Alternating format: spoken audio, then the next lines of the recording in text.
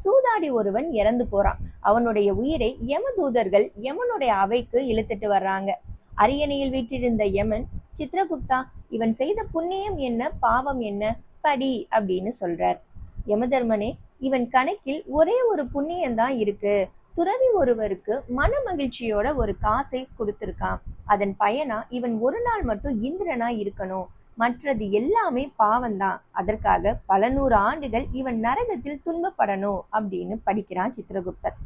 யமன் சூதாடியை பார்த்து, நீ முதலில் ஒரே ஒரு நாள் மட்டும் இந்திரனா இருக்கியா, அல்லது நரக துன்பத்தை அனுபவித்த பின் இந்திரன் ஆகிறாயா?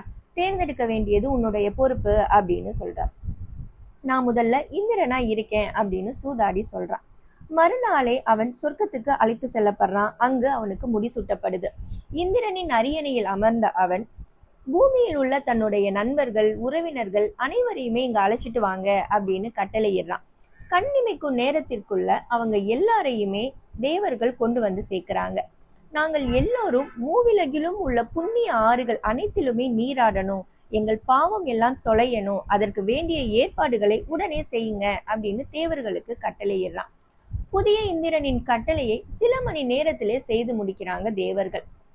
தான் அரியணையை விட்டு இறங்க இன்னும் சில மணி நேரம் தான் இருக்கு அப்படிங்கிறத உணர்றான் அந்த புதிய இந்திரன்.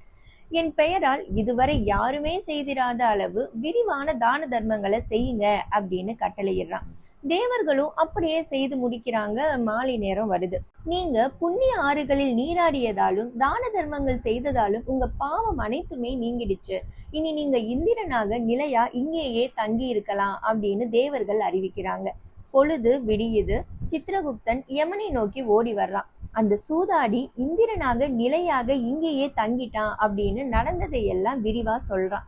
ஐயோ, அந்த சூதாடி என்னை ஏமாத்திட்டானே அப்படின்னு அலறான் யமன்.